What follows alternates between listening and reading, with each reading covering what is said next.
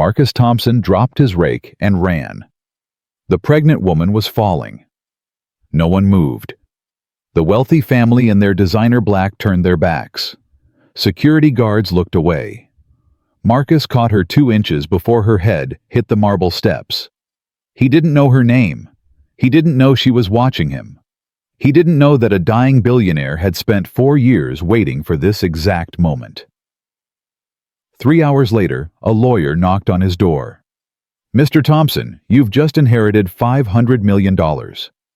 But here's what Marcus didn't know: the dead man's children were already planning to destroy him. Comment the city you're watching from, so I can see how far this story travels." Marcus Thompson's alarm didn't go off at 5:30 that morning. It didn't need to. His body had learned to wake before the sun, trained by 3 years of survival, 3 jobs, and 1 small boy who depended on him for everything. He lay still for a moment, listening.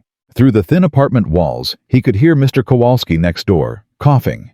The old man had been sick for weeks, but refused to see a doctor because he couldn't afford it. Below, the couple in 2B was already arguing about money. Someone's baby was crying somewhere down the hall.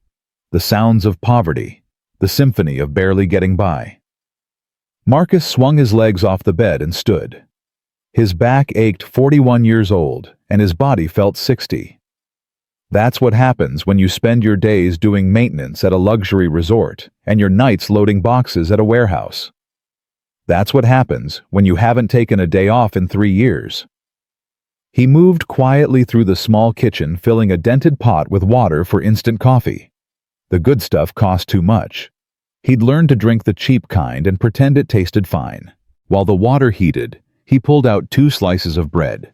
The end pieces nobody likes, but they were still good, and spread peanut butter carefully, making sure to get to the edges. He added half a banana sliced thin, so it would cover more surface. Then he wrapped the sandwich in a paper towel, because they'd run out of plastic bags 2 days ago, and payday wasn't until Friday. "Dad?" Marcus turned. Noah stood in the doorway of the tiny bedroom they shared. The boy was 8 years old, small for his age, with his mother's eyes deep brown, too serious, too knowing for a child. He'd already made his bed. Marcus could see the crooked corners from across the room, the attempt at neatness that made his chest hurt with pride and grief in equal measure. "Morning, bud. You're up early." "I heard you." "Sorry, tried to be quiet." Noah climbed onto the stool by the counter. He watched his father pack the lunch into a brown paper bag that Marcus had carefully unfolded and reused from yesterday. "Dad, can I ask you something?" Marcus looked up. There was something in the boy's voice, a weight that shouldn't be there. Not yet. Not at 8. "You can ask me anything. You know that." Noah was quiet for a moment. His small fingers traced a scratch on the counter. "Yesterday at school, Tyler Morrison said his dad just bought a new car, a real nice one, and his mom got a diamond ring for her birthday, and they're going to Disney World for spring break." Marcus waited. He knew where this was going. He'd been dreading this conversation for years. "And I was thinking..." Noah's voice got smaller. "Why do you always help other people? Dad, you fixed Mrs. Chen's door last week and she didn't even pay you. You gave that man on the corner your lunch money. You're always doing stuff for people. But we're still poor."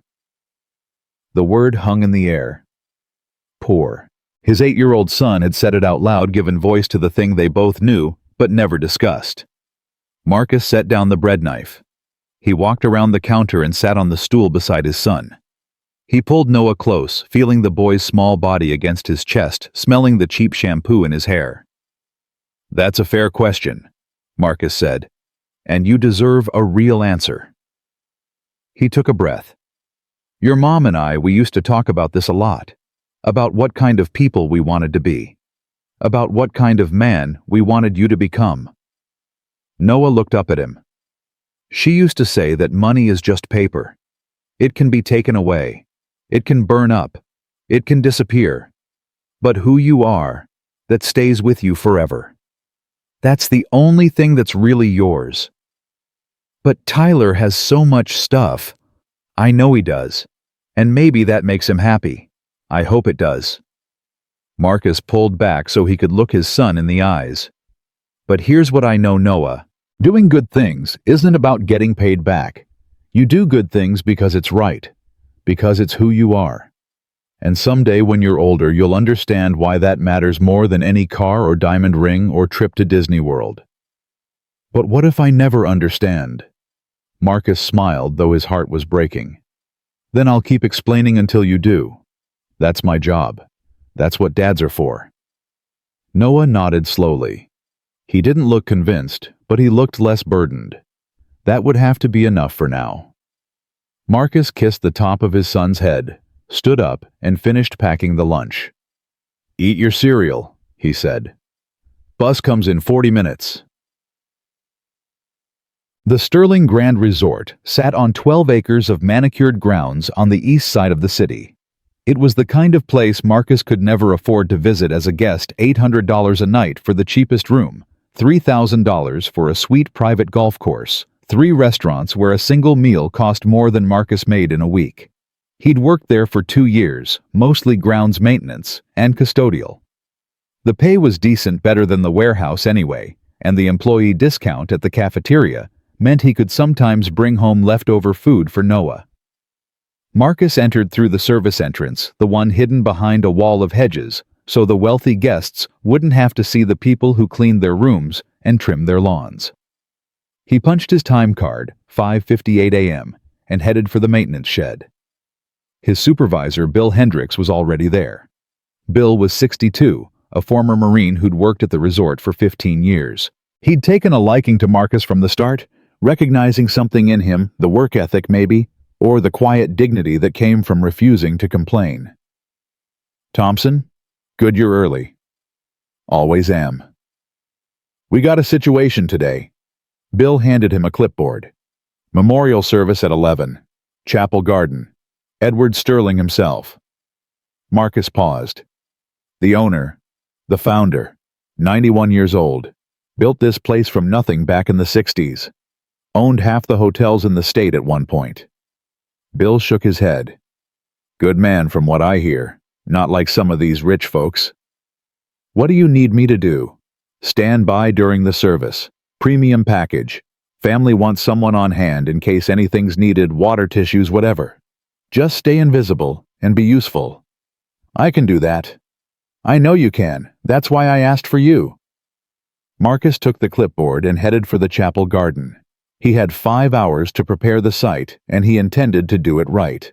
Not because the family was rich, not because he'd get a tip, but because a man had died and his family was grieving, and even if they had more money than Marcus would see in 10 lifetimes, they were still human beings burying someone they loved. That's what Emily would have said. His wife had been gone 3 years now. Ovarian cancer. They'd caught it too late, and the treatment cost more than they could ever afford. The bills were still coming, $340,000, and counting payments of $200 a month that barely covered the interest. At this rate, Marcus would be paying for his wife's death until his own.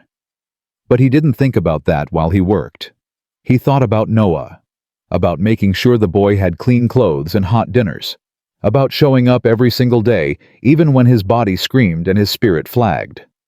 That's what fathers did. That's what Emily would have wanted. At 10:45, the first cars arrived. Marcus was trimming hedges near the chapel entrance, hedges that didn't need trimming, but it gave him a reason to be close if anyone needed anything. The first car was a black Mercedes sedan, polished to a mirror shine. The driver opened the rear door and a woman stepped out. She was tall, mid-40s maybe, with sharp features and sharper eyes. Her black dress probably cost more than Marcus made in a month. She wore diamonds at her throat, small ones tasteful, but Marcus had priced enough jewelry for Emily's engagement ring to know real when he saw it. Behind her came a man, older, maybe 50, with silver hair and a posture that announced he was used to being obeyed. His suit was tailored so perfectly it seemed painted on. He walked like a man who had never been told no in his entire life. They passed within 3 feet of Marcus. They didn't look at him. He was furniture. Background. Part of the landscape no different from the hedges he was pretending to trim. More cars arrived, more family members. They gathered near the chapel entrance, speaking in low voices, but Marcus had good ears. Years of working service jobs had taught him to listen without appearing to listen. The estate has to go through probate first, obviously. Thomas says the reading is scheduled for next week. I don't care what the old man wanted, we need to contest. Marcus kept his eyes on his work, but he noticed something. Not one of them mentioned Edward Sterling by name. Not one of them said father or grandfather with any warmth. They spoke of assets and lawyers and estates. They spoke of money. They didn't speak of loss. Then another car pulled up. It was smaller than the others, older. A Honda Civic with a dent in the rear fender. It looked profoundly out of place among the Mercedes and BMWs. A woman stepped out. She moved slowly, carefully. She was pregnant, 7 or 8 months along, Marcus guessed. She wore a simple black dress, no jewelry, flat shoes. Her face was pale, drawn like someone who hadn't slept in days. She walked toward the chapel. The tall woman, the one in the expensive black dress, turned. Her eyes locked onto the pregnant woman like a predator spotting prey. Grace. Her voice cut through the quiet morning air like a blade. The pregnant woman stopped. Her name was Grace. I thought you understood. The tall woman's voice dripped with contempt. You're not family anymore. Grace didn't answer. She stood there trembling slightly, her eyes fixed on the chapel doors beyond the gathered family. Marcus's hand tightened on his trimming shears. The man in the tailored suit, the one with silver hair, stepped forward. His voice was quieter than the woman's, but somehow more dangerous. Catherine is right, Grace. Father made his wishes clear when you left. You have no place here. He was my grandfather. Grace's voice was barely above a whisper. He raised me. I just want to say goodbye. You gave up that right when you chose that teacher over your family. Catherine's lips curled. How is that working out for you, by the way? Oh, wait. I heard he's dead. Tragic. Grace flinched like she'd been slapped. Marcus felt something hot rise in his chest. Anger. Pure righteous anger at the casual cruelty of people who had everything, talking to a pregnant widow who had nothing. Nobody moved to help her. The family had formed a wall between Grace and the chapel doors. Security guards stood nearby, carefully neutral, their job to protect the guests, not to intervene in family disputes. Grace took a few more steps forward. Then she swayed. Her hand reached for a wall for something to steady herself. She missed. Her eyes rolled back. She was falling. Marcus dropped the shears and ran. He covered the 15 feet between them in less than 2 seconds. He caught her, one arm around her back, one hand gripping her arm 2 inches before her head hit the marble steps. I've got you, he said. You're okay. I've got you. Just breathe. Her eyes fluttered open. They were wide, frightened, filled with tears. Breathe, Marcus said again. Slow and steady, that's it. He guided her away from the watching family toward a bench near the side of the building. Someone had left a bottle of water on the groundskeeper's cart. Marcus grabbed it, twisted off the cap, pressed it into her shaking hands. Drink. Small sips. She drank, coughed, drank again. Marcus pulled a clean rag from his pocket, he always carried one, and dampened it with water from the cart. Put this on the back of your neck, it'll help. She did. After a long moment, color started returning to her face. Behind them, the family was still watching. Catherine's face was twisted with disgust, whether at Grace or at the groundskeeper who had dared to touch her, Marcus couldn't tell. The silver-haired man Richard, someone had called him, was murmuring something to a security guard. Marcus didn't care. I'm sorry, Grace whispered. I'm so sorry. I didn't mean to cause a scene. You didn't cause anything. You needed help. That's not something to apologize for. She looked at him then. Really looked at him. Her eyes scanned his face like she was searching for something, cataloging something, confirming something. What's your name? Marcus.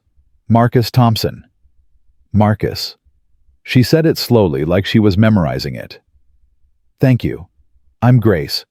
I just wanted to see him one last time. To tell him I was sorry. To tell him I understood why he did what he did. Marcus didn't ask what that meant. It wasn't his business. If you need anything else, I'm here. I'll be working over there. He pointed to the hedges. Just raise your hand if you need me.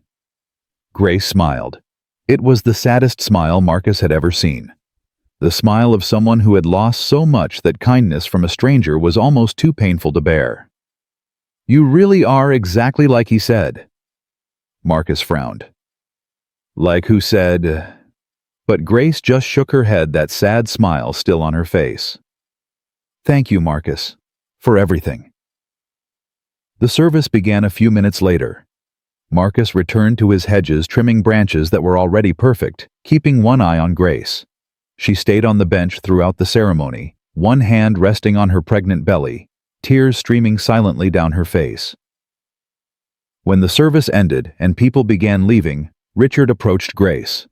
Marcus couldn't hear what was said, but he saw Richard's finger pointing at the parking lot, saw Grace's shoulders shake, saw her nod and rise slowly to her feet.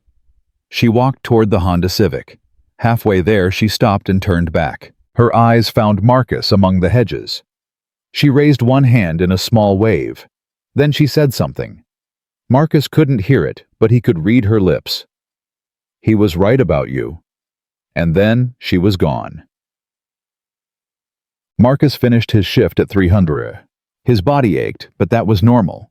He'd learned to ignore the pain years ago. There wasn't any alternative. He clocked out, drove his 15-year-old truck to Lincoln Elementary, and picked up Noah from the after-school program. The boy climbed into the passenger seat with his backpack and immediately started talking about his day. Something about a science project on volcanoes. Something about Tyler Morrison being mean again. Something about a book he'd found in the library. Marcus listened. That was his favorite part of the day, listening to Noah talk, watching the boy's face light up about ordinary things, remembering what it felt like to see the world with wonder instead of weariness. They drove home to the apartment.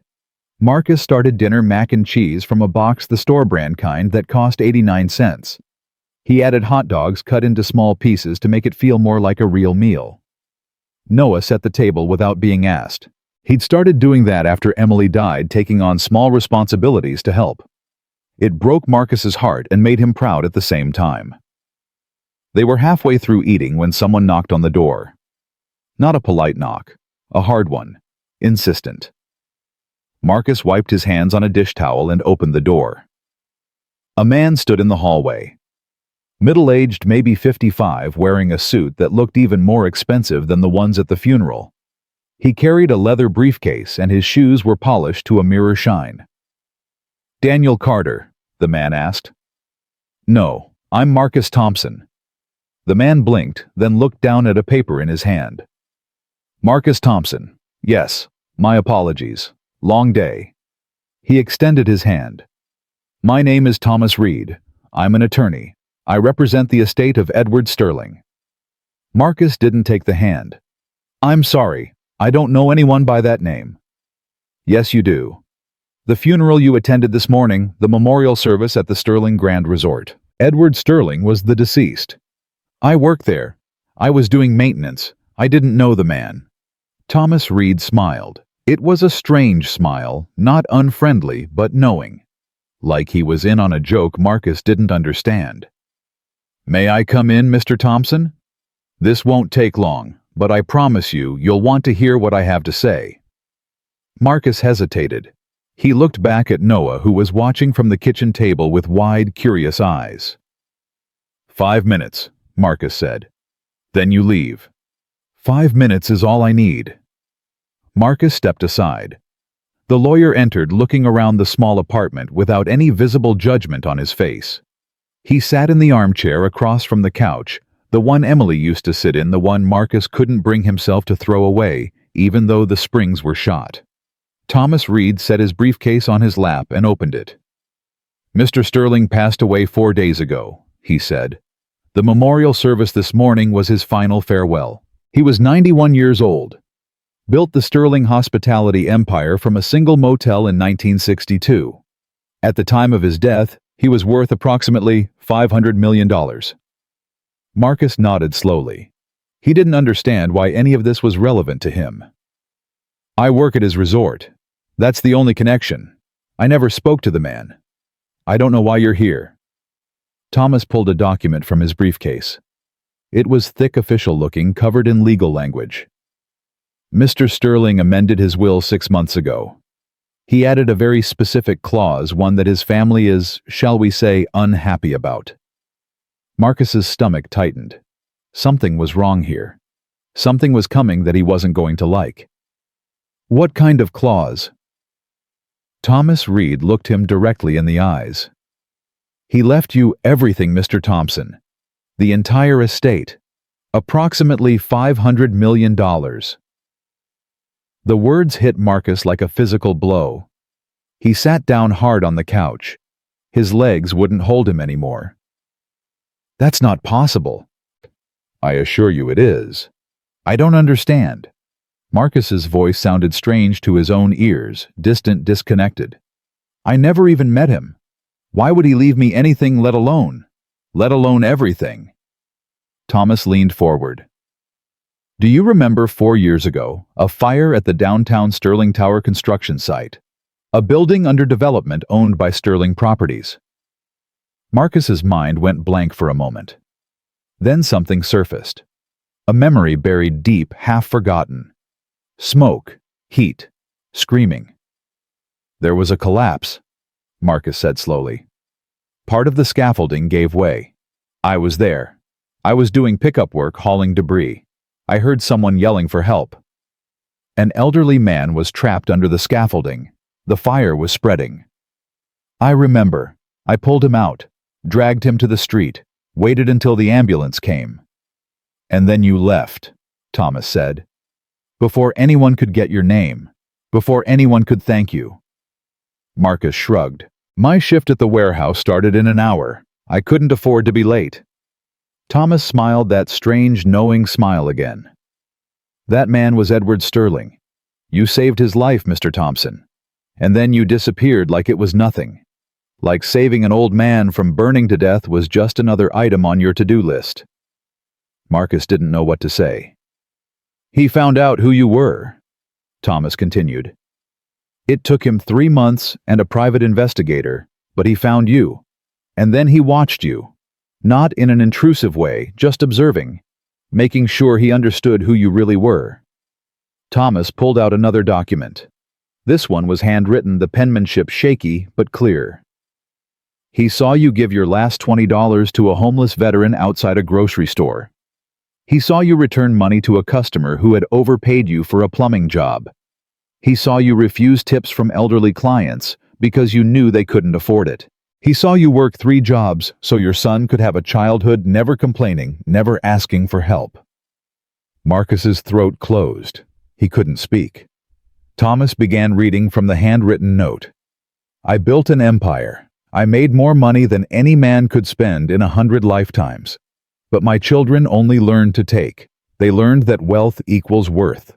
They learned that kindness is weakness. Thomas paused, letting the words settle.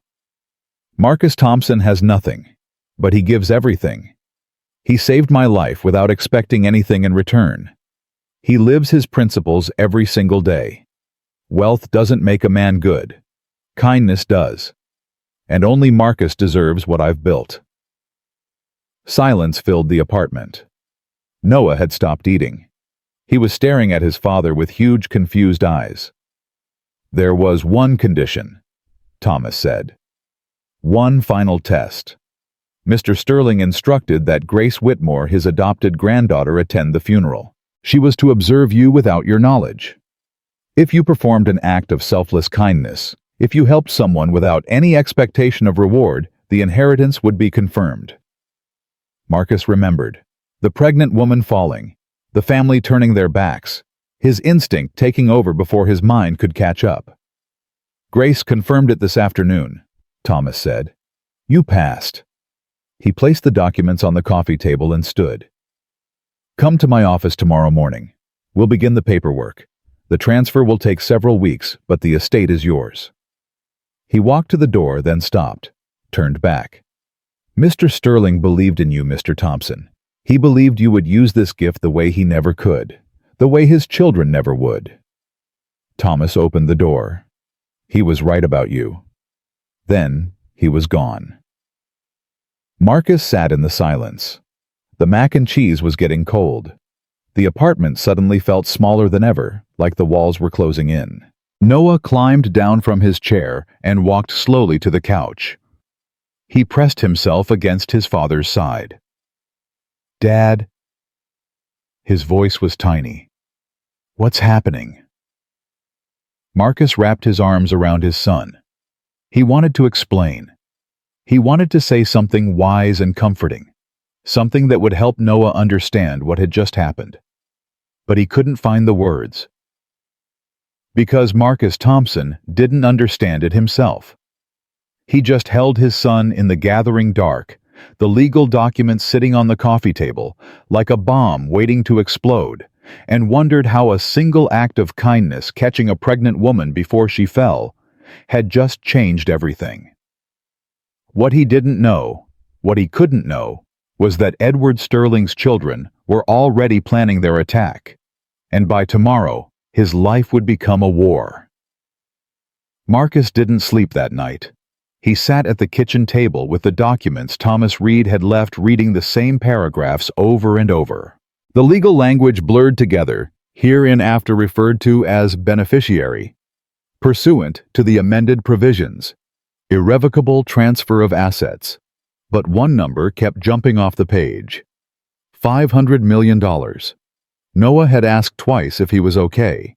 Marcus had said yes both times. It wasn't true.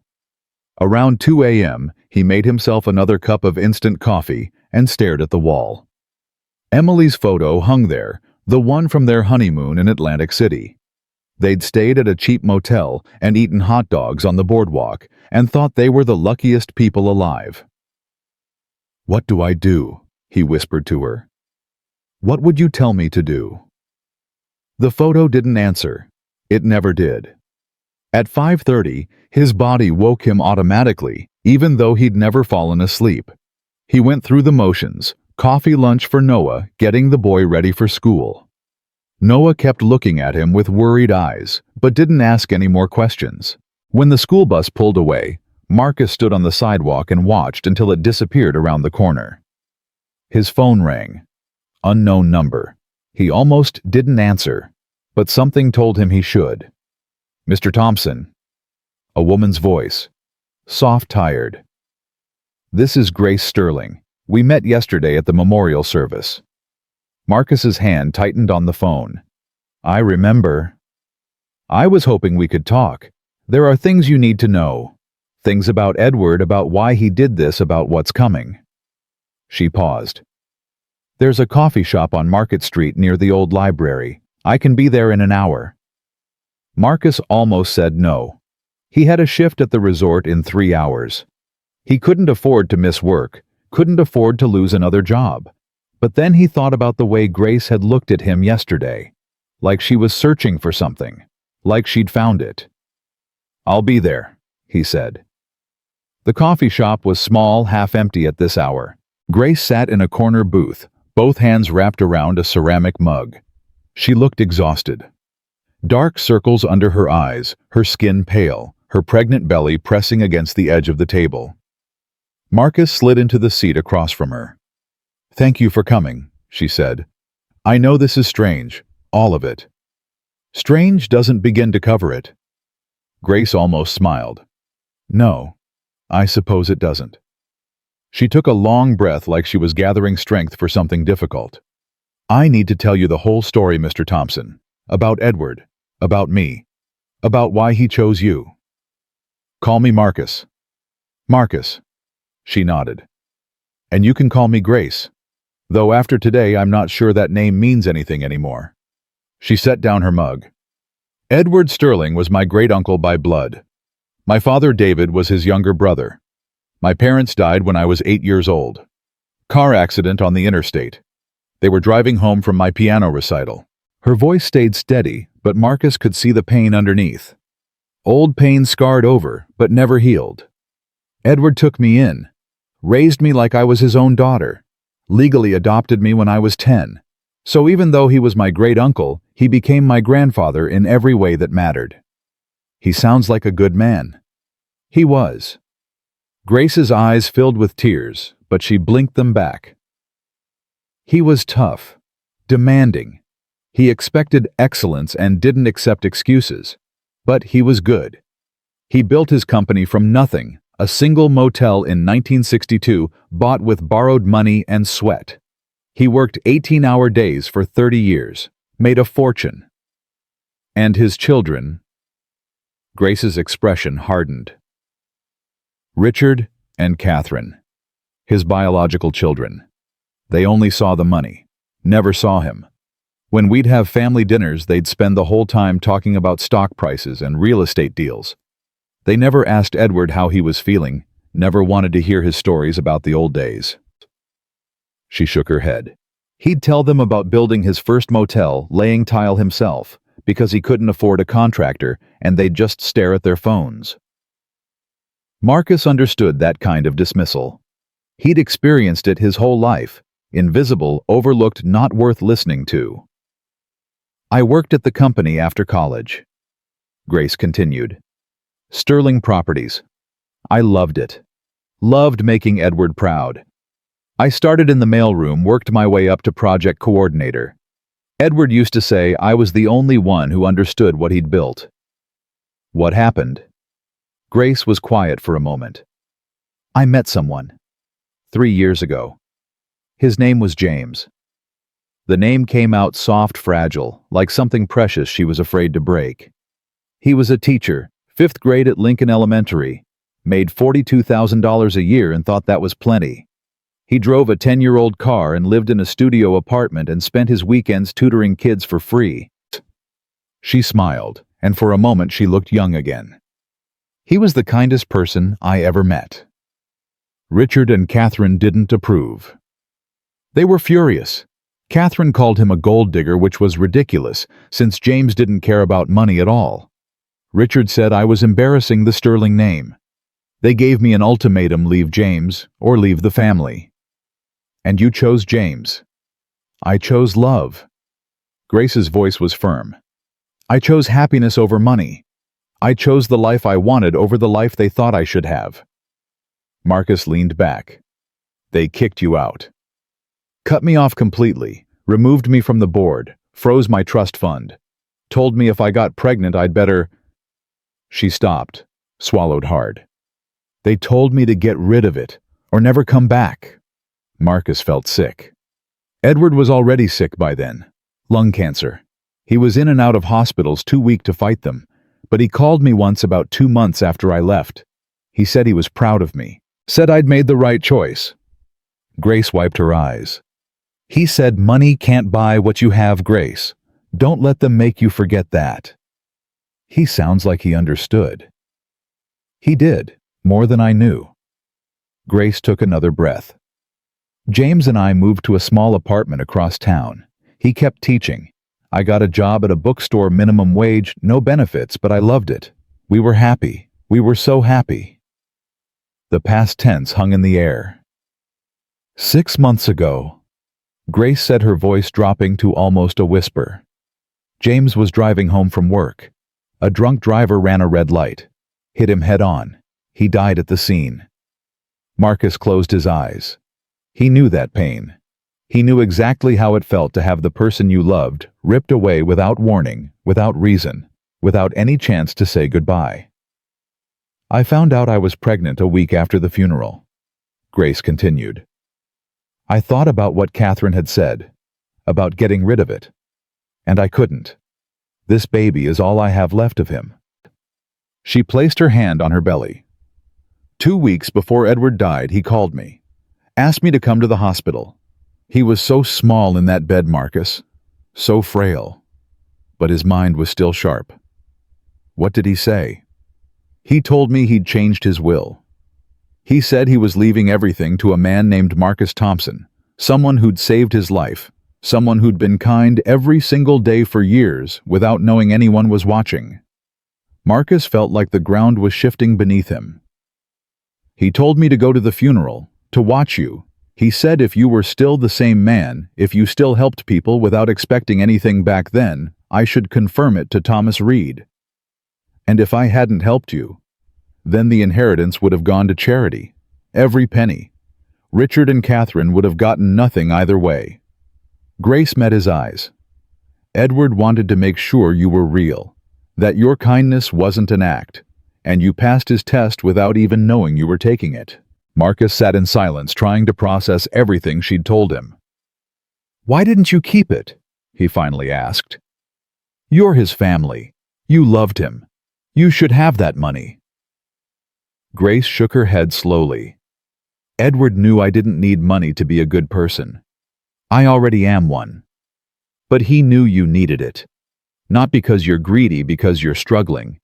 Because you have a son who needs things you can't give him.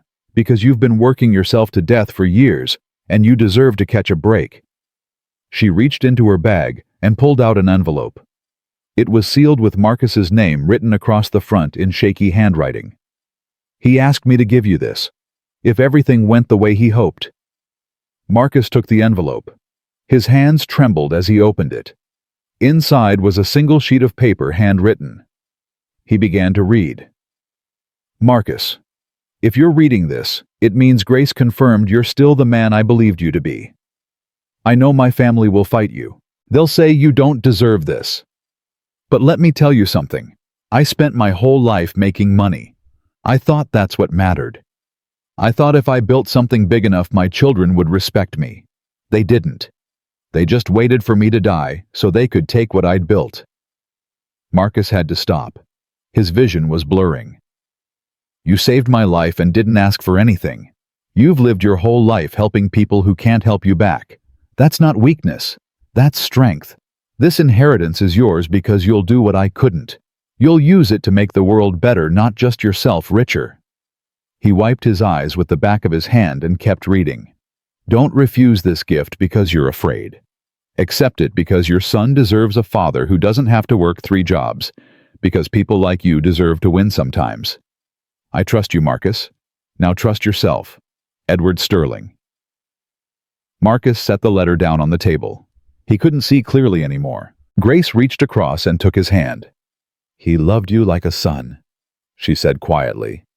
"He was right about you." They sat in silence for a long time. Outside, the morning traffic picked up. People walked past the coffee shop windows, going about their ordinary lives, unaware that inside a groundskeeper was holding a letter from a dead billionaire who had believed in him. Then Grace's phone buzzed. She looked at the screen and went pale. "What is it?" Marcus asked. "Richard." Her voice was barely above a whisper. "He knows I met with you. He's furious." "How did he find out?" "I don't know, but it doesn't matter." She looked up at Marcus with something like fear in her eyes. "They're coming for you. Richard and Catherine both. They've already hired lawyers. They're going to fight this with everything they have.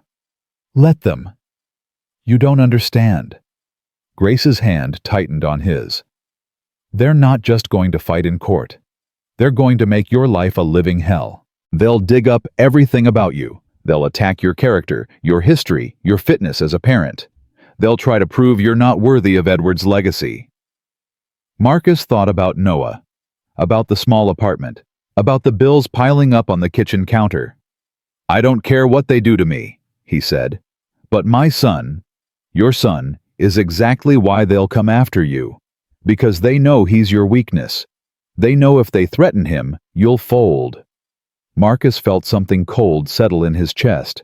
Not fear. Something harder than fear. "I've spent my whole life folding," he said slowly. "Keeping my head down. Not making waves. Accepting whatever life threw at me because I didn't think I deserved better." He looked at Grace. "I'm done folding." Grace studied him for a long moment. Then she nodded. "Good. Because they're going to test that. Starting today." She wasn't wrong.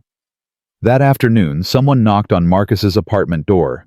Hard, angry. He opened it to find two people standing in the hallway. The tall woman from the funeral, Catherine, and the silver-haired man, Richard.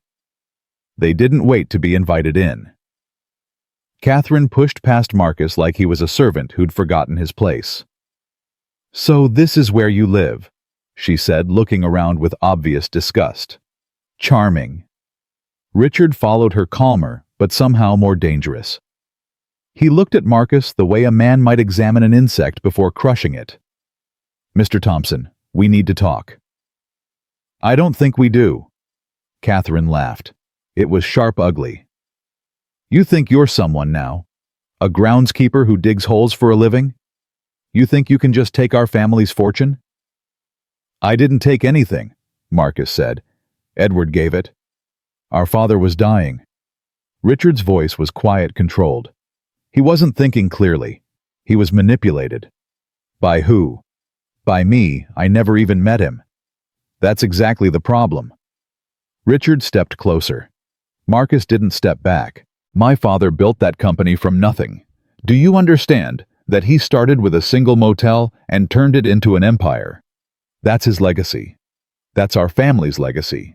And you think you can just walk in and take it because you pulled him out of a fire 4 years ago? I didn't ask for any of this." "Then refuse it." Catherine's voice was cold. "Sign the papers, give it back, walk away." Marcus looked at both of them. He saw their anger that was obvious. But underneath it, he saw something else. Pain.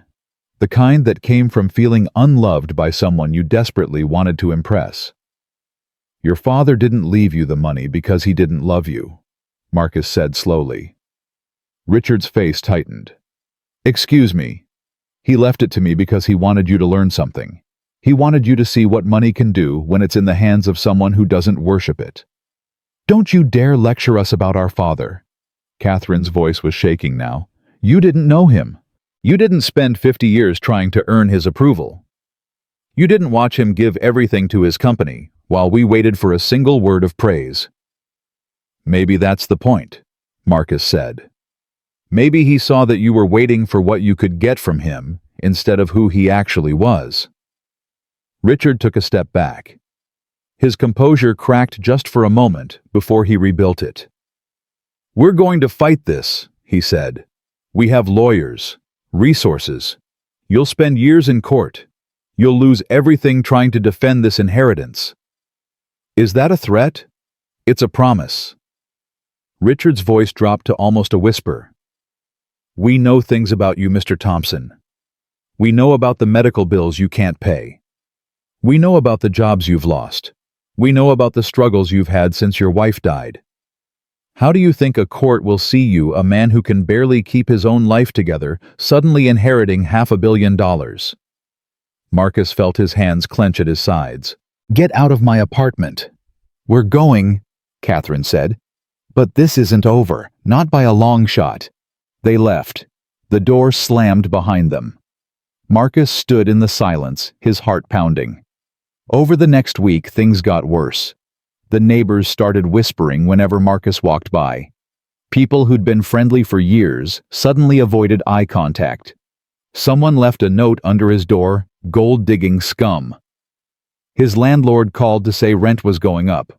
$400 more a month, starting immediately. When Marcus pointed out that his lease didn't allow for mid-term increases, the landlord just said, "So sue me," and hung up.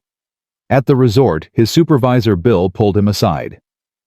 "I'm getting pressure from upstairs," Bill said. His face was troubled.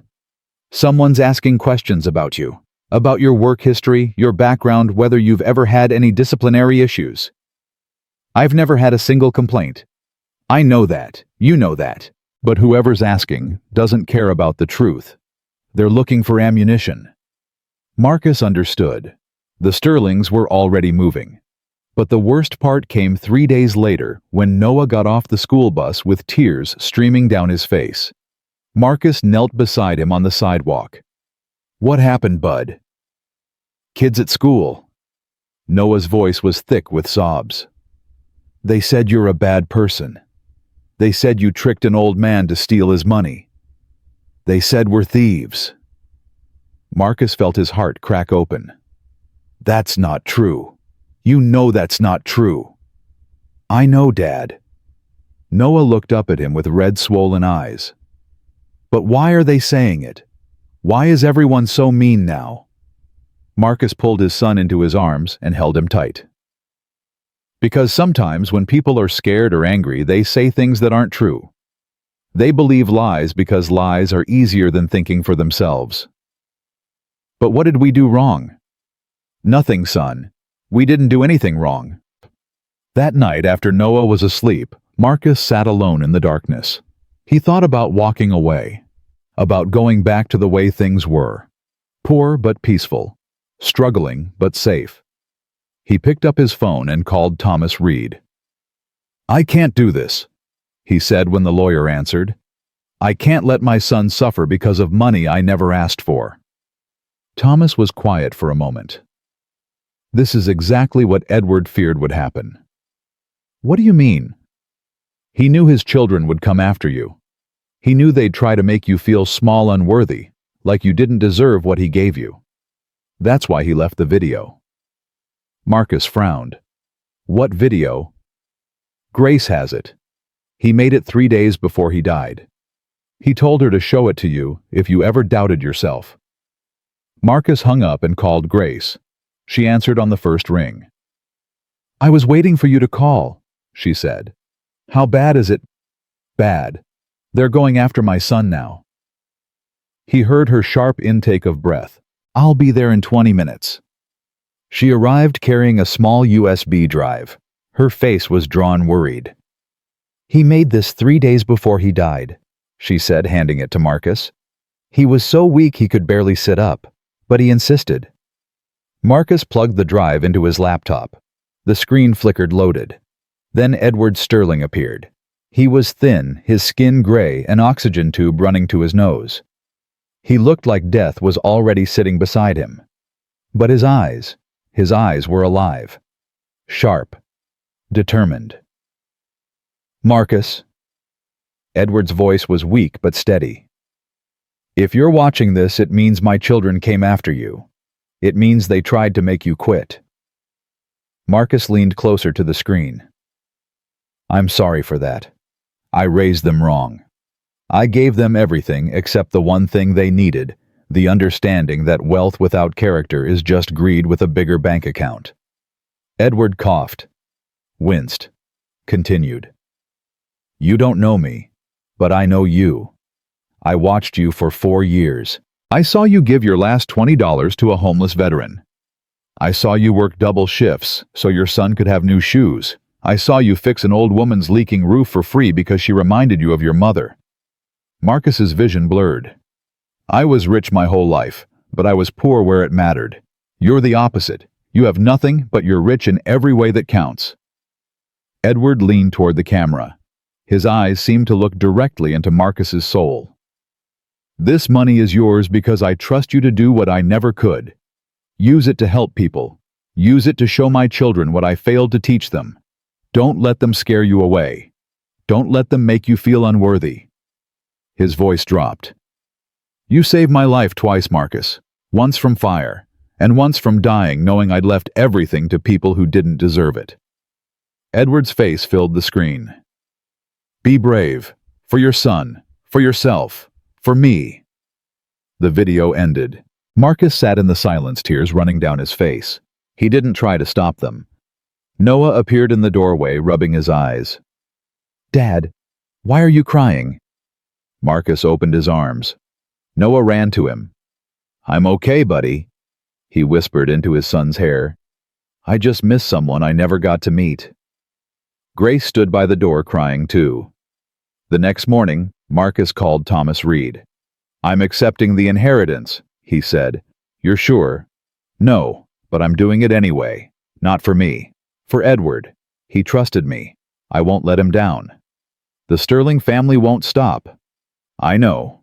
Marcus looked at Noah, who was eating cereal at the kitchen table. "But I'm not running anymore." He hung up. Noah looked up. "Dad, are we going to be okay?" Marcus sat down across from his son. Yeah, bud, we are. It might get hard. People might say mean things, but we're going to be okay because we know who we are, and nobody can take that away. Noah smiled. It was small, uncertain, but real. Marcus smiled back. Whatever came next, they would face it together. Thomas Reed scheduled the meeting for the following Tuesday. Not a courtroom, he'd insisted on that. A conference room at his law firm Neutral Ground. Both sides present their case, Thomas had explained on the phone. No judges, no jury, just conversation. Sometimes that's enough to avoid years of litigation. Marcus doubted it would be enough. He'd seen the look in Richard and Catherine's eyes. They weren't interested in conversation. They wanted blood. But he agreed anyway, because running wasn't an option anymore. The morning of the meeting, Marcus woke early.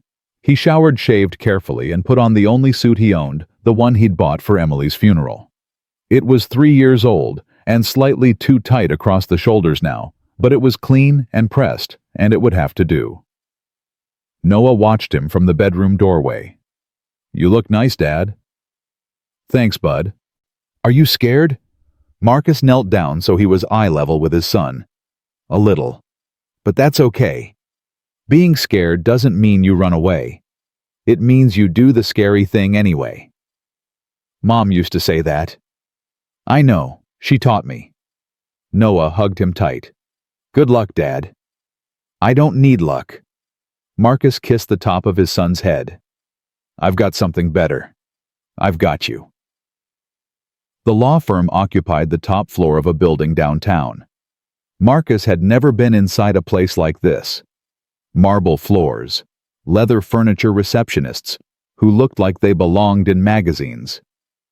Everything screamed money and power. He felt like an imposter, like someone who'd wandered into a world where he didn't belong. Then he remembered Edward's letter. People like you deserve to win sometimes. He straightened his shoulders and walked in. Thomas Reed met him in the lobby.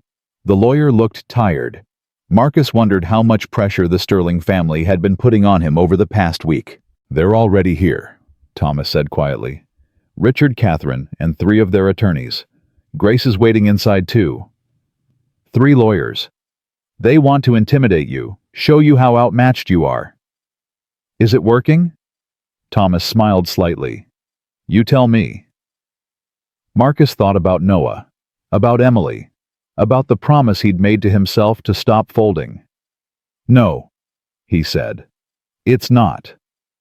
The conference room was enormous, dominated by a long mahogany table. Windows lined one wall, offering a view of the city skyline. Catherine sat at the far end, her posture rigid, her face cold. Richard was beside her, his silver hair perfectly styled, his expression unreadable. 3 men in identical dark suits flanked them, the lawyers Marcus assumed. Grace was already there, sitting near Thomas's end of the table. She gave Marcus a small nod. She looked pale, nervous, but determined. Marcus took the seat across from Richard. He could feel everyone's eyes on him, measuring him, judging him, calculating. Thomas cleared his throat. Thank you all for coming. We are here to discuss the terms of Edward Sterling's will and the distribution of his estate. Mr. Thompson has accepted the inheritance. The Sterling family has requested this meeting to voice their concerns. Catherine didn't wait for him to finish. Our concern is simple, she said.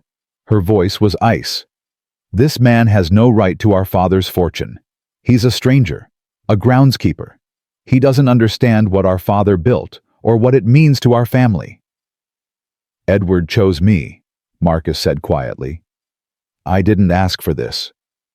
You manipulated Grace. Catherine's eyes flicked to her cousin with contempt. You knew she'd confirm whatever you wanted. You played the noble poor man, caught a pregnant woman when she fainted and collected your reward. That's not what happened. Grace's voice was sharp. I confirmed the truth, that Marcus helped me when no one else did, when you turned your back on me. Catherine's face flushed.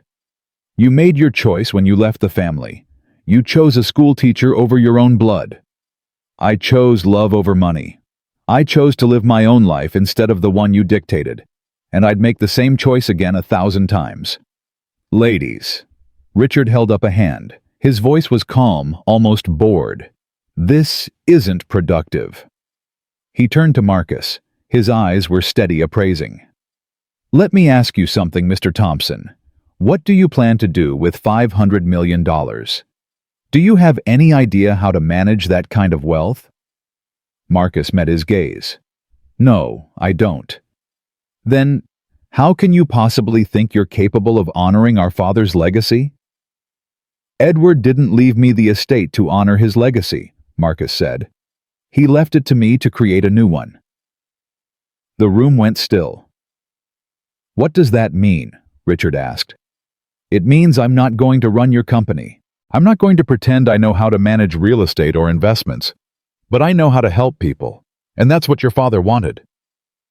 Catherine laughed. It was harsh mocking. Help people, with our money. With his money, Marcus corrected. He earned it. He decided what to do with it, and he chose this. Richard leaned back in his chair. He studied Marcus for a long moment, and something shifted in his expression. Not friendliness, nothing close to that, but something like curiosity. Tell me about the day you saved our father. Marcus hadn't expected that. I don't remember much, he said slowly. There was a fire at a construction site, the Sterling Tower project downtown. I was working cleanup hauling debris for extra cash. I heard someone screaming. You ran into a burning building. Part of the scaffolding had collapsed. There was a man trapped underneath. I didn't think about it. I just reacted. You pulled him out, dragged him to the street, waited for the ambulance. Richard's voice was flat, reciting facts. Then you walked away. Didn't leave your name. Didn't ask for anything. I had to get to my other job. My shift at the warehouse started in an hour. I couldn't afford to be late. Richard was quiet for a moment. You saved an old man's life, he said finally. And then you went back to loading boxes for minimum wage. That's right. Most people would have stayed, would have made sure he knew who saved him, would have expected something in return. I didn't save him to get something back. Marcus's voice was steady. I saved him because it was the right thing to do. The silence stretched. One of the Sterling lawyers started to speak, but Richard raised a hand to stop him. Then Grace spoke. He saved my father too. Everyone turned to look at her. Catherine's face went white. What? Grace's voice trembled, but she didn't look away. 3 years ago, there was a motorcycle accident near Lincoln Elementary School. My father was riding home from the doctor's office. A car ran a stop sign and hit him. He went down hard, couldn't move. He was lying in the middle of the street. Marcus felt a jolt of recognition. The memory came flooding back, fragmented, buried under years of exhaustion and grief. A truck was coming, Grace continued. My father couldn't get up. He was going to die. And then a man ran into the street and dragged him to safety. A man in work clothes. He stayed until the ambulance came, made sure my father was okay. And then he left before anyone could thank him. She looked at Marcus with tears streaming down her face. That was you. That man was my father. David Sterling, Edward's brother. Marcus stared at her. The memory was clearer now. He'd been walking to pick up Noah from school. He'd heard the crash, seen the man lying in the street, seen the truck coming. He hadn't thought. He'd just moved. It had been 3 weeks after Emily died. He'd been numb, moving through the world on autopilot. But when he saw that man in danger, something in him had woken up. I didn't know, Marcus said. I didn't know he was related to Edward. I didn't know he was anyone important. That's exactly the point. Grace's voice broke. You didn't help them because of who they were. You helped them because they needed help, because that's who you are. Richard was staring at Marcus like he was seeing him for the first time. You saved both of them, he said slowly. My father and my uncle. And you never told anyone. I didn't know they were related, Marcus repeated. I didn't know it mattered. It matters. Richard's voice was strange, rough, like something was stuck in his throat. It matters more than you know. Catherine stood up abruptly. Her chair scraped against the floor. This is ridiculous, she said. So he saved a few people. That doesn't give him the right to our inheritance. That doesn't make him family. Sit down, Catherine. Richard's voice was quiet but firm. Don't tell me what to do. This man is trying to steal everything our father built, and you're sitting here having a conversation with him like he's an equal. He is an equal. Richard looked at his sister. Maybe more than an equal. When was the last time either of us helped anyone without expecting something in return? Catherine's mouth opened, but no words came out. When was the last time we visited Father in the hospital? Richard continued. Not to talk about the will or the company or what we'd inherit, just to sit with him, just to tell him we loved him. That's not fair. It's completely fair, and it's the truth. Richard turned back to Marcus. What are you going to do with the money? Tell me honestly. Marcus took a breath. My son needs surgery, he said. He has a heart condition. It's not life-threatening yet, but it will be. The surgery costs more than I'll make in 20 years, so first, I'll fix that. He paused. Then I'll pay off my debts. My wife died 3 years ago. Cancer. The medical bills are still coming. I owe more than $300,000. Catherine made a small sound, surprise or disgust Marcus couldn't tell. After that, I'll buy a small house. Something with a yard where Noah can play. Nothing fancy, just a place that's ours. And the rest? Richard asked. There'll be hundreds of millions left. Marcus looked around the table. At Catherine's cold fury. At Richard's guarded curiosity. At Grace's tearful hope. At the lawyers with their expensive suits and neutral expressions. Everything else goes into a foundation, he said. The Edward Sterling Foundation. It'll help single parents who are working 3 jobs and still can't make rent. It'll help kids who need medical care their families can't afford. It'll help people like me. People who are trying their best but drowning anyway. The silence was absolute. You're giving it away. Catherine's voice was barely above a whisper. Almost all of it. Yes. Why? Marcus looked at her. Really looked at her. Saw the confusion underneath the anger. Saw the woman who'd spent her whole life measuring her worth in dollars and couldn't understand someone who measured it differently. Because I don't need that much money to be happy, he said. I just need enough to take care of my son and help other people do the same. Catherine sat back down. The fight seemed to drain out of her. We failed him, she said quietly. So quietly, Marcus almost didn't hear it. Didn't we, our own father? And we failed him. No one answered. Grace moved to her cousin's side. She put a hand on Catherine's shoulder. You didn't fail him, she said gently. You just forgot what mattered. But it's not too late to remember. Catherine looked up at her. The hostility was gone from her eyes, replaced by something raw and painful. I was so cruel to you, Catherine whispered. When you left, when James died, I didn't even call. I didn't even send flowers. I know. I'm sorry. The words came out broken, like Catherine had never said them before, and didn't know how they were supposed to sound. I'm so sorry, Grace. Grace's tears fell freely now. I forgive you. The two women held each other in the middle of the conference room crying, while the lawyers sat in uncomfortable silence. Richard stood. He walked slowly around the table until he was standing in front of Marcus. For a long moment, neither of them spoke. Then Richard extended his hand. My father was right about you, he said. And I'm sorry for doubting that. Marcus stood and shook his hand. Richard's grip was firm, sincere. The company, Richard said, turning to Thomas. What happens to it? Mr. Sterling specified that operational control remains with the family, Thomas explained.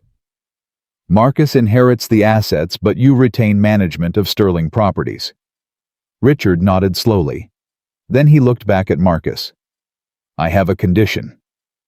What kind of condition? That we run it the way you'd run it. Richard's voice was steady now, the coldness gone. With integrity. With care for the people who work for us. The way our father wanted, but never enforced. He took a breath. You teach us how to be better. And we'll make sure the company reflects that. Marcus studied the man in front of him. Saw the pride that was slowly cracking. Saw the willingness to change, fragile but real. That's not something I can do alone, Marcus said. I know. None of us can. That's the point. Richard glanced at his sister, who was still holding Grace.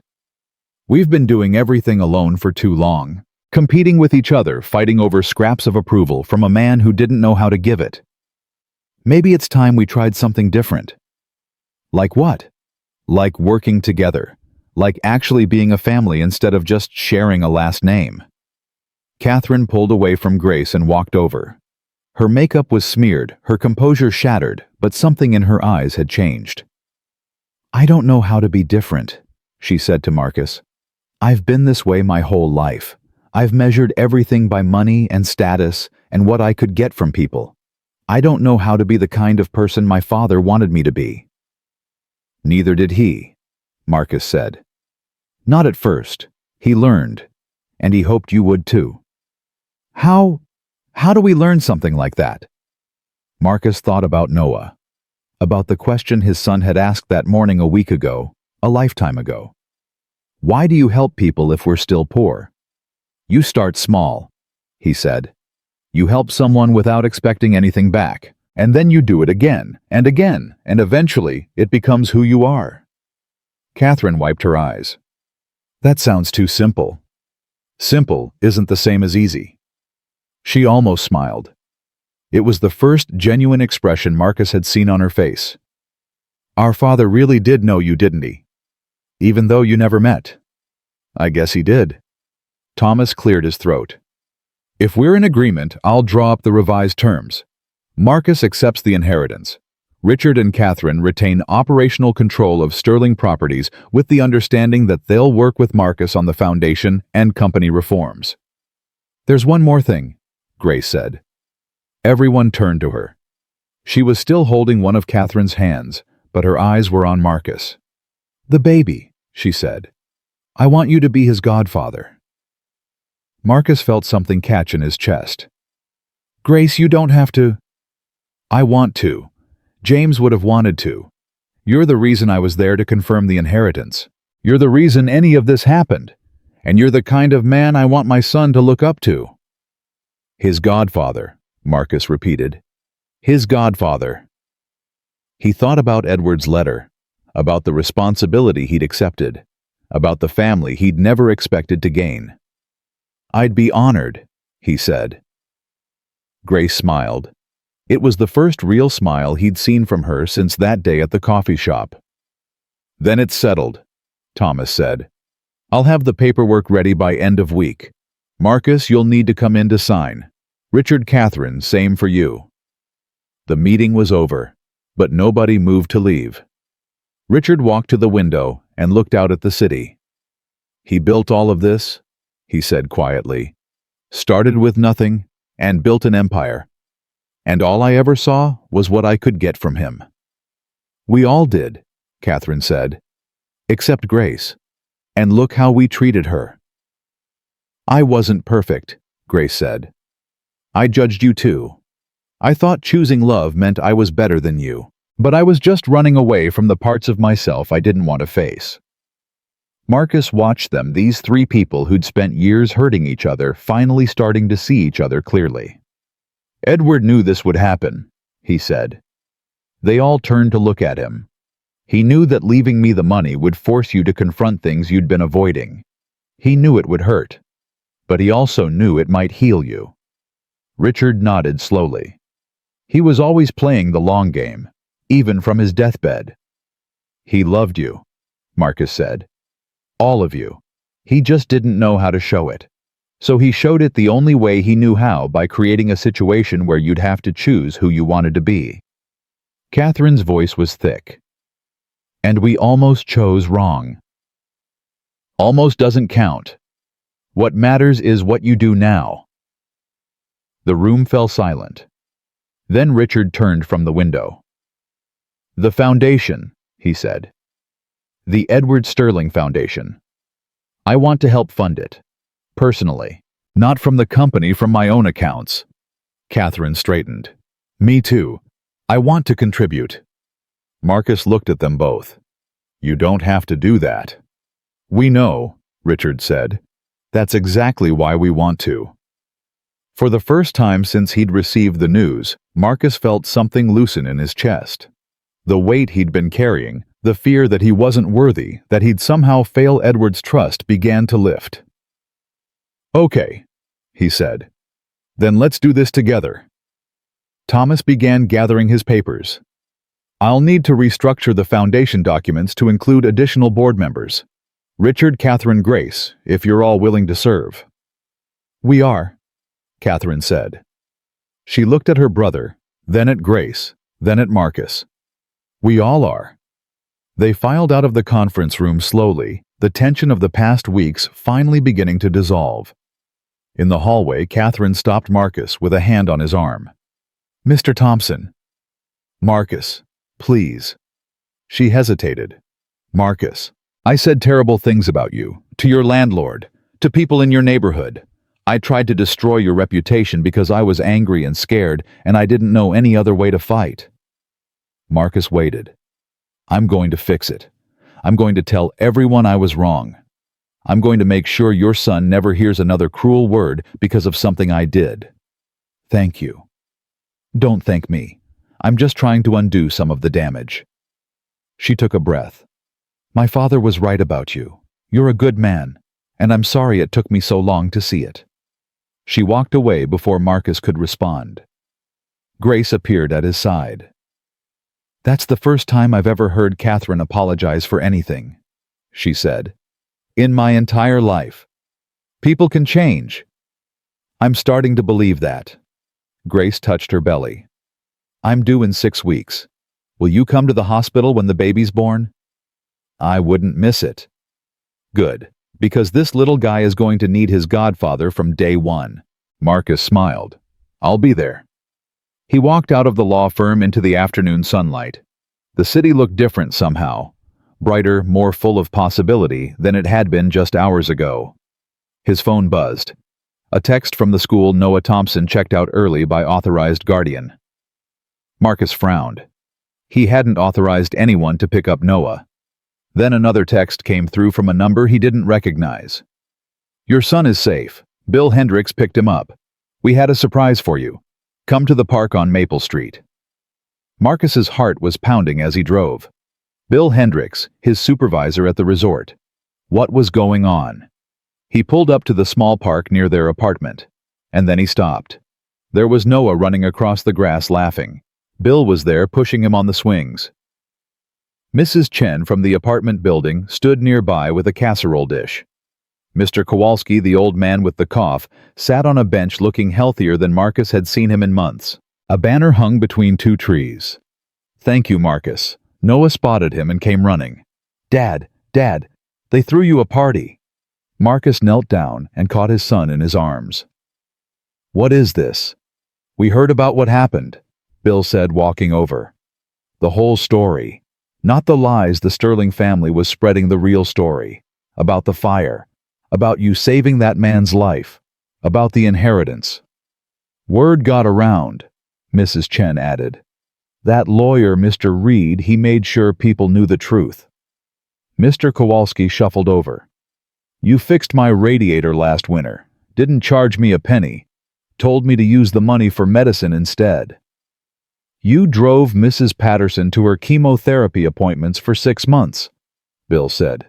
Never asked for gas money. You gave my grandson your last $20 when he needed bus fare to get to his job interview, someone else called out. People kept appearing, neighbors, co-workers, people Marcus had helped over the years without ever thinking twice. We wanted you to know, Bill said, his voice rough. We wanted you to know that we see you, that we know who you are, and that you deserve everything good that's coming to you. Marcus couldn't speak. Noah tugged on his hand. "Dad, are you crying?" "Yeah, bud." Marcus wiped his eyes. "But it's the good kind of crying." "I didn't know there was a good kind." "There is. It's when you find out that people care about you, that you're not as alone as you thought." Noah looked around at all the people gathered in the park. "We were never alone, Dad. Were we?" Marcus pulled his son close. "No, buddy. I guess we never were." The party in the park lasted until sunset. People Marcus had helped over the years kept appearing, some he remembered, some he didn't. They brought food and stories and gratitude he'd never expected. When it was finally over, and Marcus carried a sleeping Noah back to their apartment, he found an envelope taped to the door. No return address, just his name in familiar handwriting. He opened it after putting Noah to bed. Inside was a check for $50,000 and a note from Richard Sterling. "For Noah's surgery, don't wait for the inheritance paperwork. Get it scheduled now. Consider this an advance against what my father owed you, though honestly, we both know no amount of money could cover that debt. Richard." Marcus sat at the kitchen table and stared at the check for a long time. The next morning, he called the cardiac specialist who'd been treating Noah. The same doctor who'd told Marcus 2 years ago that his son needed surgery, but that his insurance wouldn't cover it. The same doctor who'd watched Marcus's face crumble and offered a payment plan that would have taken 30 years to complete. "Dr. Patel, this is Marcus Thompson, Noah's father." "Mr. Thompson, is everything okay? Is Noah?" "He's fine. He's stable. But I need to schedule that surgery we talked about, the valve replacement." A pause. "Mr. Thompson, we discussed the costs. Has something changed with your insurance?" "Something's changed." Marcus looked at the check in his hand. "I can pay." Dr. Patel was quiet for a moment. "The full amount we're talking about over $200,000 with the hospital stay and follow-up care." "I can pay. When's the soonest you can do it?" "Let me check our surgical calendar. Can you hold?" Marcus held. He listened to the tinny hold music and thought about all the times he'd sat in that same waiting room watching Noah get tested, watching the numbers on the monitors, watching his son's brave face, and knowing he couldn't afford to save him. Dr. Patel came back on the line. "We have an opening in 3 weeks, April 15th. Can you make that work?" "I'll make it work." "Mr. Thompson, I don't know what happened, but I'm happy for you, for both of you. Noah's a good kid. He deserves this chance." "Thank you, doctor, for everything."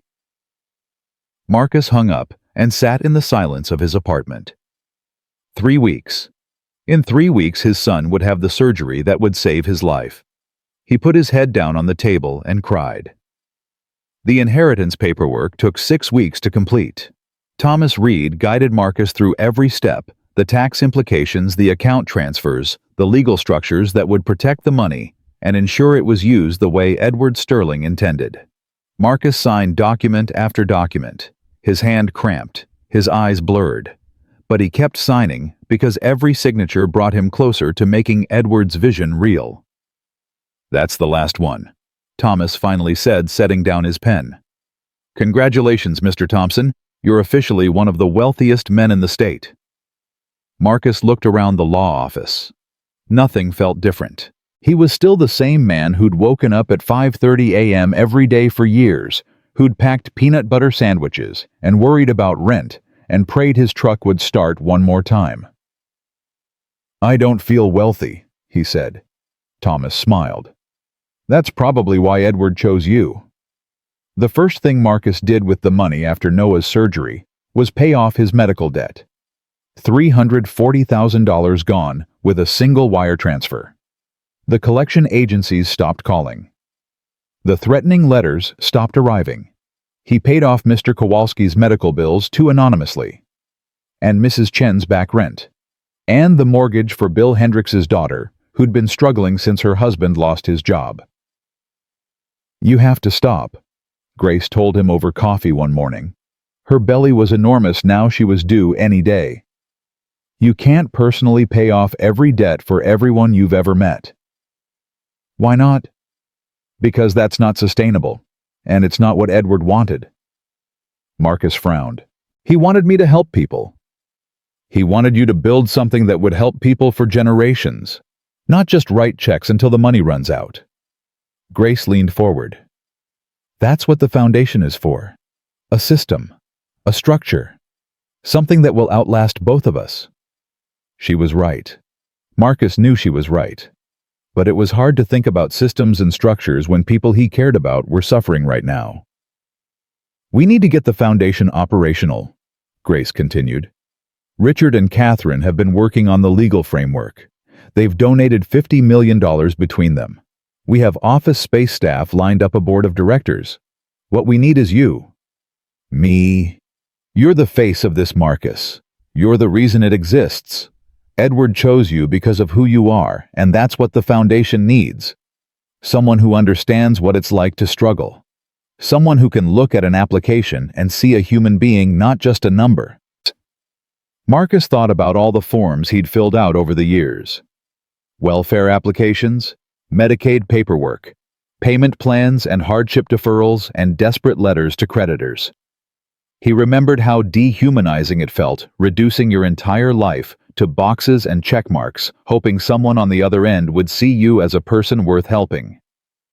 Okay, he said. Tell me what you need me to do. The Edward Sterling Foundation opened its doors 3 months later. The building wasn't fancy. Marcus had insisted on that. No marble floors or leather furniture. Just a clean, bright space in a working-class neighborhood close to bus lines and public transit. The kind of place where people who needed help wouldn't feel intimidated walking through the door. Marcus was there on opening day watching families file in. Single mothers with crying babies. Elderly couples clutching stacks of medical bills. Young people who'd aged out of foster care with nowhere to go. He knew their faces. He'd worn their expressions. He understood the mixture of hope and shame that came with asking for help. Mr. Thompson. A woman approached him holding a toddler on her hip. I'm sorry, I just wanted to say my name's Maria. I work nights at the hospital, cleaning. I heard about this place from my supervisor. Welcome, Maria. How can we help? Her eyes filled with tears. My daughter. She needs glasses.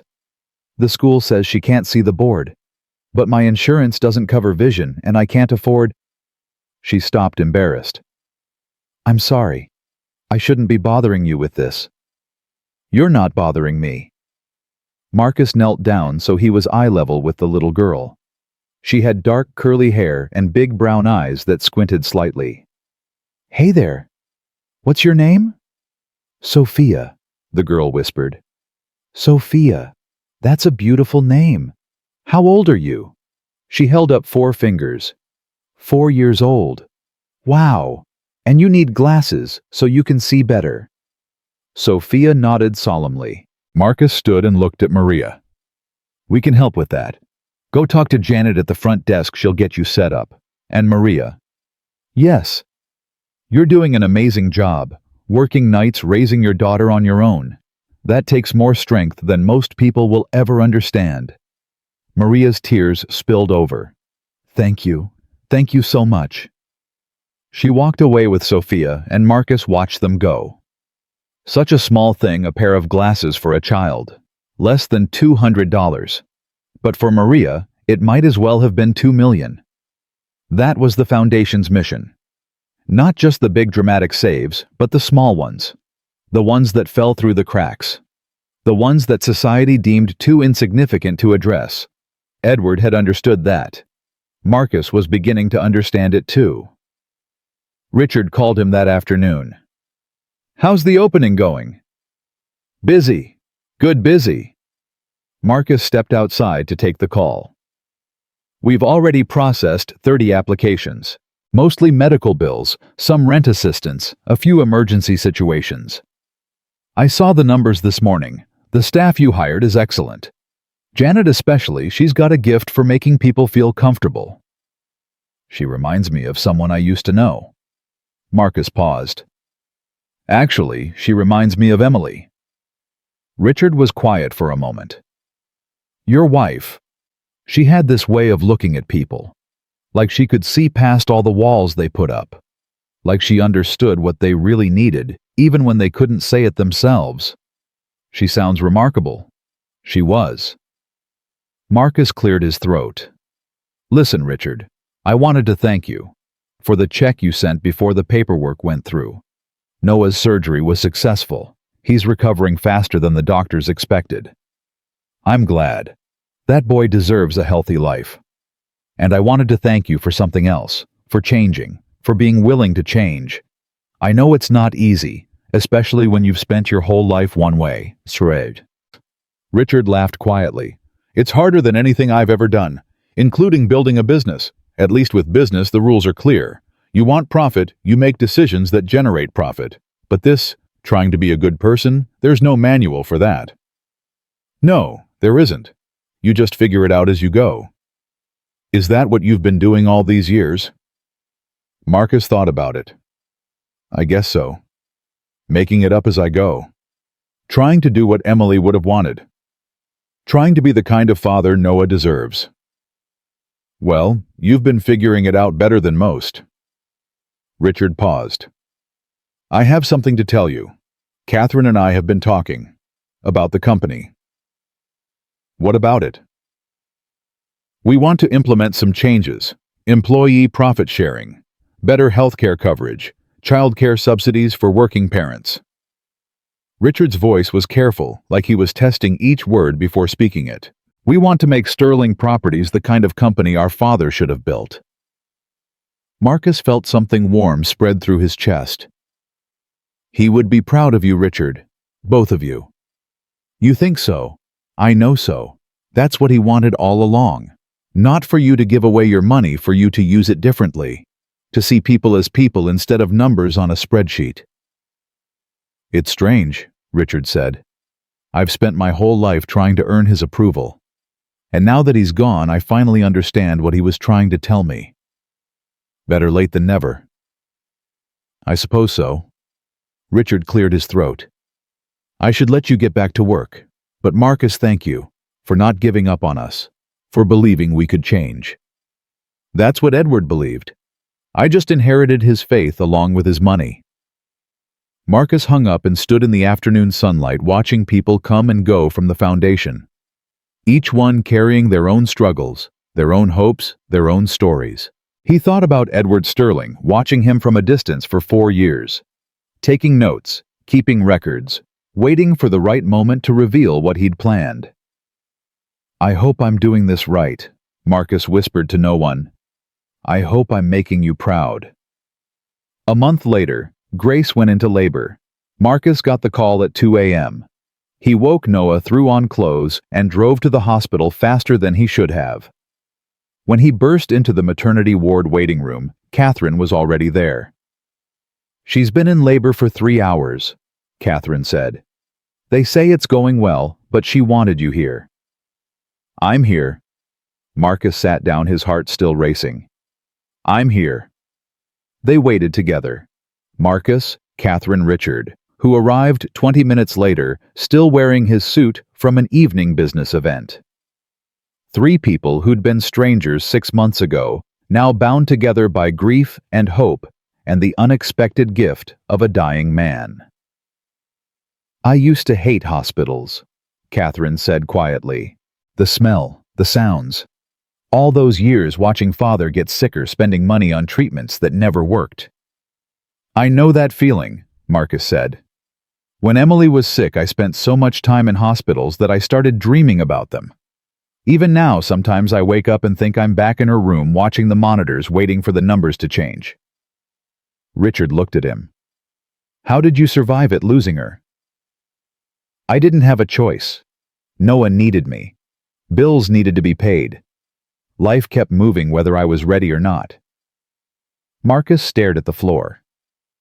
You don't survive grief. You just learn to carry it. I never learned how to carry anything, Catherine said. When things got hard, I just threw money at them, or ignored them, or blamed someone else. She laughed bitterly. That's what privilege does to you. It makes you weak in all the ways that matter. You're learning now, Marcus said. That counts for something. Does it? Sometimes I feel like I'm just playing a part, like I'm pretending to be a good person without actually being one. Everyone feels that way sometimes. The difference is whether you keep trying. A nurse appeared in the doorway. Mr. Thompson, Ms. Sterling is asking for you. Marcus stood. Catherine and Richard both moved to follow, but the nurse shook her head. Just Mr. Thompson, for now. Marcus walked down the hallway, his shoes squeaking on the linoleum. The nurse led him to a room at the end of the corridor and pushed open the door. Grace was propped up in the hospital bed, exhausted but radiant. And in her arms, wrapped in a blue blanket, was the smallest human being Marcus had ever seen.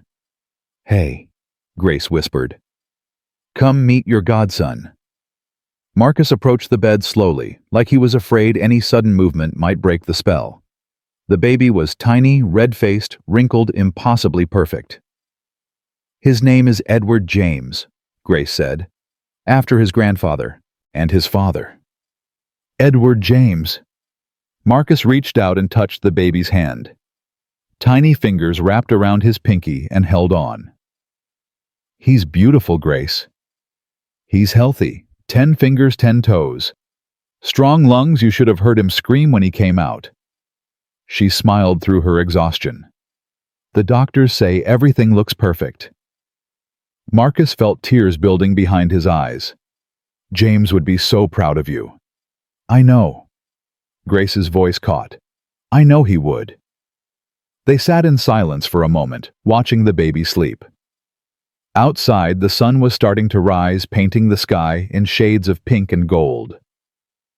I was thinking, Grace said quietly, about what Edward, my grandfather, wrote in his letter to you, about how wealth doesn't make a man good, kindness does. I remember. When I met James, I thought I understood that. I thought choosing love over money meant I'd figured out the secret to life. She looked at her son. But it's more complicated than that, isn't it? It's not just about what you choose, it's about what you do every day. The small choices, the ones no one sees. That's what makes it hard. Anyone can make one good choice. Living your whole life that way, that's the challenge. Do you think I can do it? Raise him right. Teach him to be good. Marcus looked at her. This woman who'd lost everything and built herself back up, who'd chosen love and paid the price, who was now holding the future in her arms. I think, he said, that anyone who worries about being a good parent probably already is one. Grace smiled. You sound like Edward. I'll take that as a compliment. It's meant as one. She shifted the baby in her arms. Will you hold him just for a minute? Marcus hesitated. I'm not sure I remember how. It's been 8 years since Noah was this small. It's like riding a bike. You never really forget. She placed little Edward James in Marcus's arms. The baby was so light, barely anything at all, and yet Marcus could feel the weight of possibility in that small body. A whole life ahead of him. A whole world of choices to make. Hey, little man, Marcus whispered. I'm your godfather. That means it's my job to help your mom keep you safe and teach you how to be a good person. He smiled down at the tiny face. Your grandfather believed that kindness matters more than money, and your dad taught kindergarten because he wanted to help kids. You've got a lot to live up to, but I think you're going to be just fine. The baby yawned, stretched his tiny arms, and went back to sleep. Marcus looked at Grace. You did good. We did good, she corrected. All of us. Together. When Marcus finally left the hospital, the sun was fully up. He drove home in a daze, his mind still full of everything that had happened. Noah was awake when he got there, sitting at the kitchen table eating cereal. How is she? Noah asked. Miss Grace and the baby. They're both perfect. Marcus sat down across from his son. You want to go visit them later? Meet your new godbrother? Noah's eyes widened. I have a godbrother. You do now. His name is Edward James. He's about this big. Marcus held his hands about a foot apart. And he's got a lot of people who love him. That's good. Noah stirred his cereal thoughtfully. Dad, can I ask you something? Always. Remember when you told me that doing good things isn't about getting paid back? I remember. Is that still true? Even now that we have money? Marcus leaned back in his chair. It was a good question. A hard question. The kind of question that showed his son was paying attention, thinking about things that mattered. It's more true now than ever, he said finally. Before, when we didn't have money, being kind was easy. We didn't have anything to lose. But now being kind is a choice we have to make every single day. We have to choose to see people instead of walking past them. We have to choose to help even when we could just as easily ignore the problem. That sounds harder. It is harder. That's why most rich people don't do it. They get so used to their comfort that they forget what struggling feels like. They stop seeing the people around them as people. But we won't forget. Right, Dad? Marcus reached across the table and squeezed his son's hand. We won't forget. I promise. And if we ever start to forget, we'll remind each other. Noah smiled. Deal. They finished breakfast together, father and son, in the small apartment that no longer felt quite so small. They were moving soon. Marcus had bought a house with a yard just like he'd planned, but part of him would miss this place. These thin walls that let you hear the neighbors. This cramped kitchen where he'd made 1,000 peanut butter sandwiches.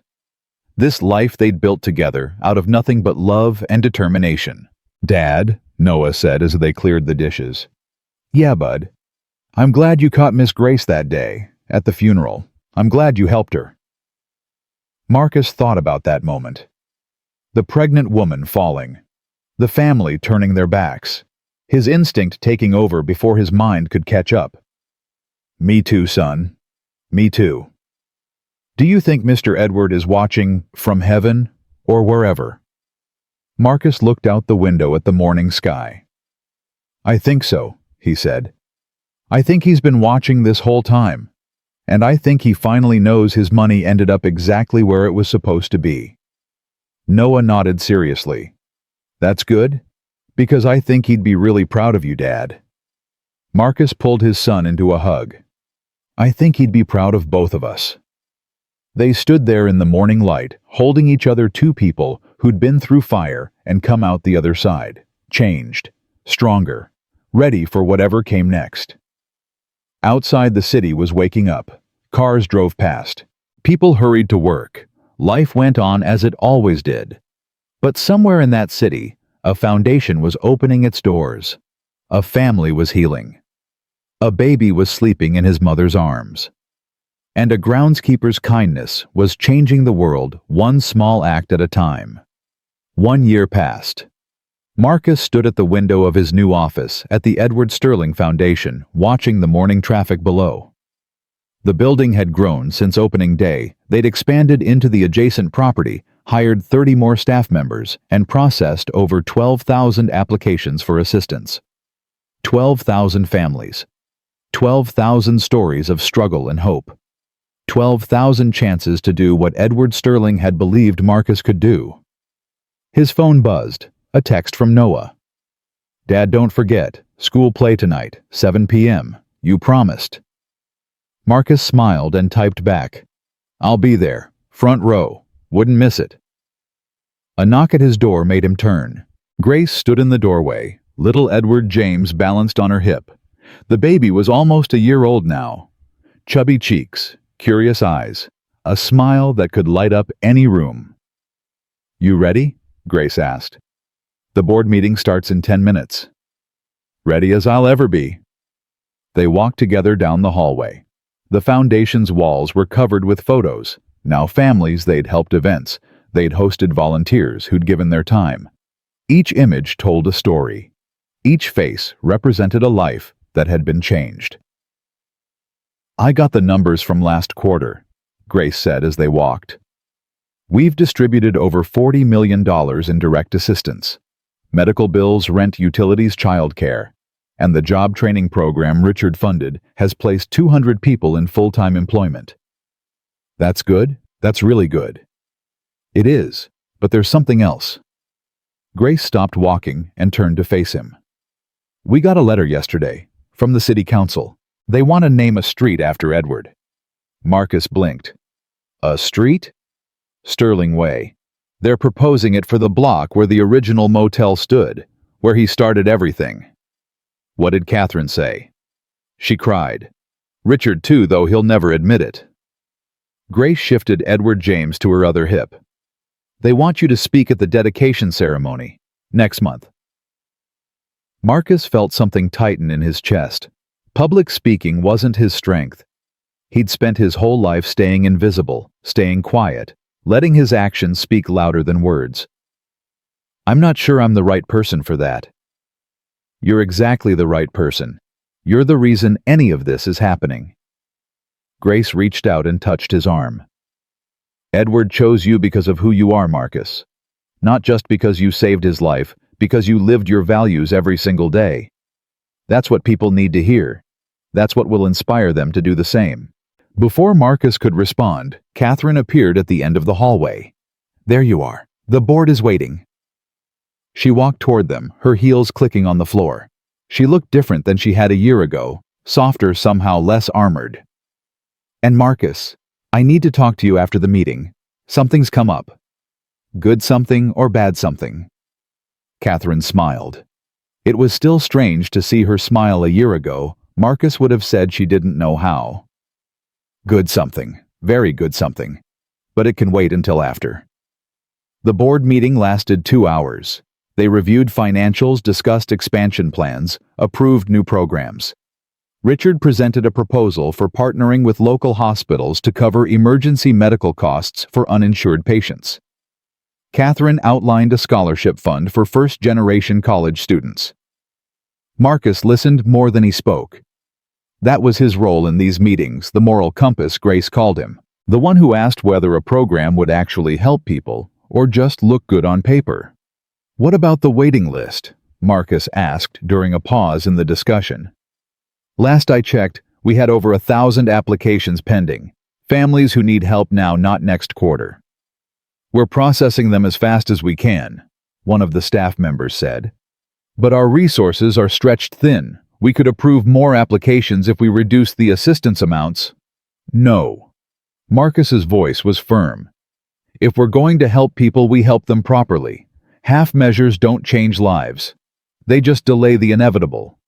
Richard nodded. Marcus is right. We need to find additional funding, not reduce what we're offering. I have an idea about that, Catherine said. But let's discuss it after the meeting. When the board finally adjourned, Marcus stayed in his seat while the others filed out. His mind was full, so many needs, so many families waiting for help. No matter how much they did, it never felt like enough. You okay? Grace asked, pausing at the door. Just thinking. About whether we're really making a difference, or just putting bandages on wounds that need surgery. Grace walked back and sat down across from him. Edward James was asleep in her arms, his small chest rising and falling steadily. You remember what you told me once about how you learned to be kind? I don't remember saying anything profound. You said you just did what Emily would have wanted, what your son needed you to be. Grace looked at him with those clear, steady eyes. That's how change happens, Marcus.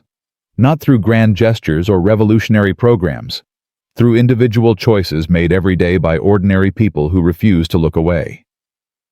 Sometimes I feel like I'm failing, like I should be doing more. You're helping 12,000 families. You've created jobs, saved marriages, kept kids in school. You've given people hope when they had none. Grace leaned forward.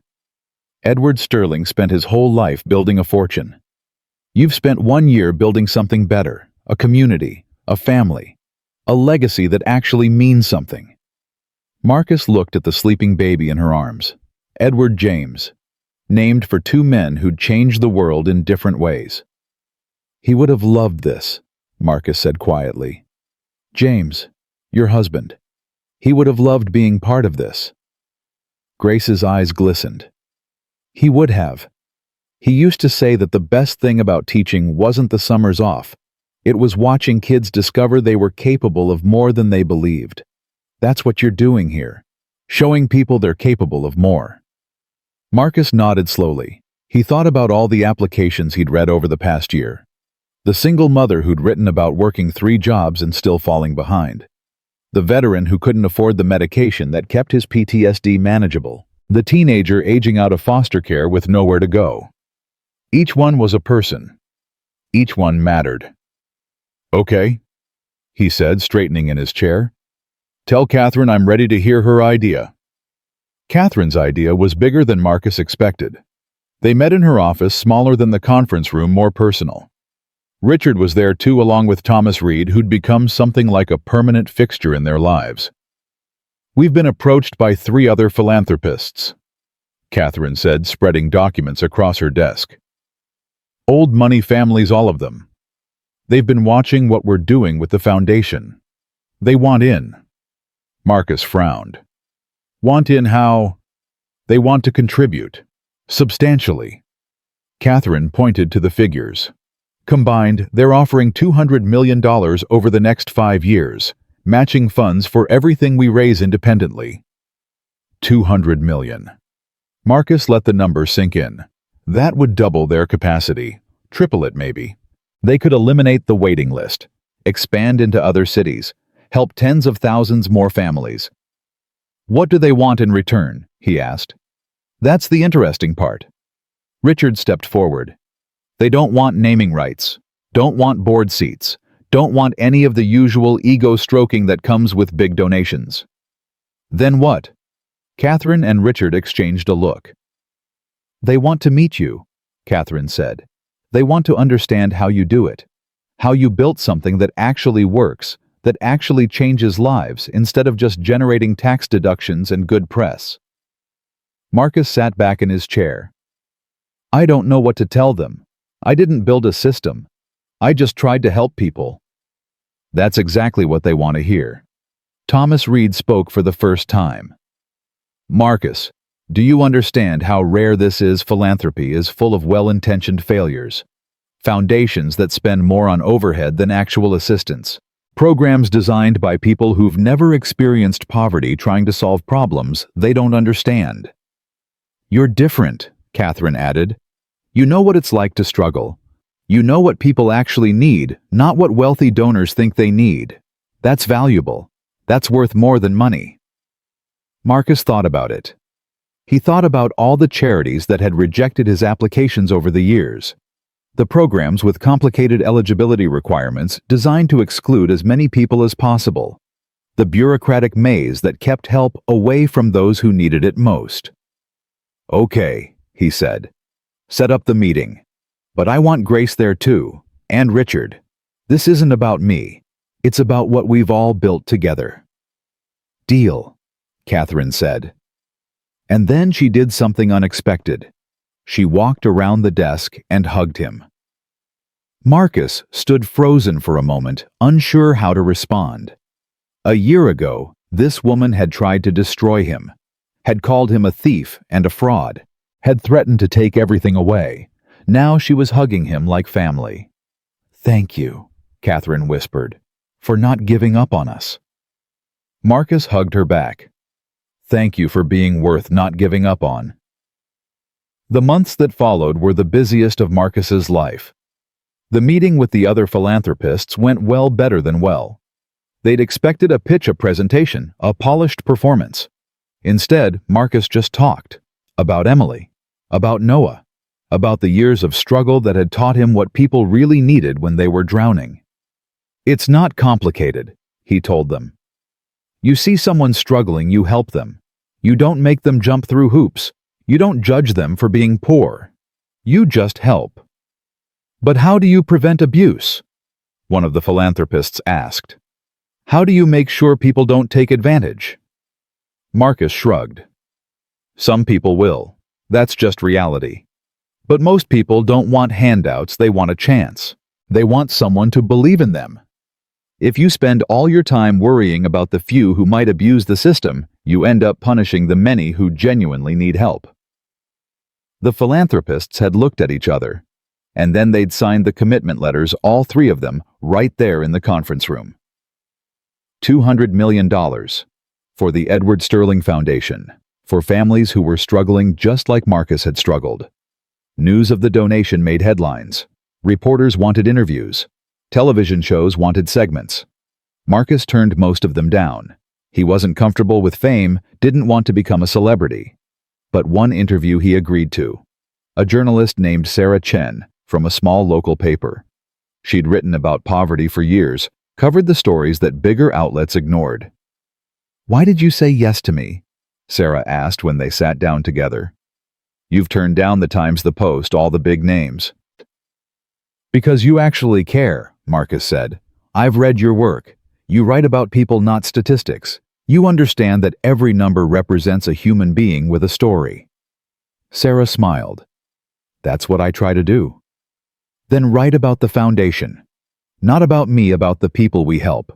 Tell their stories. Show readers what poverty really looks like and what it means when someone reaches out a hand." The article Sarah wrote went viral. Not because of Marcus, he barely appeared in it, but because of the families she interviewed. The mother who'd been able to keep her house after the foundation covered her medical bills. The teenager who'd gotten into college with a scholarship the foundation provided. The veteran who was finally getting treatment for his PTSD. Real stories. Real people. Real change. The donations poured in after that. Not just from wealthy philanthropists, but from ordinary people. $5 here, $20 there. Notes attached that said things like, "I know what it's like to struggle. Thank you for helping others." Marcus read every note, every single one.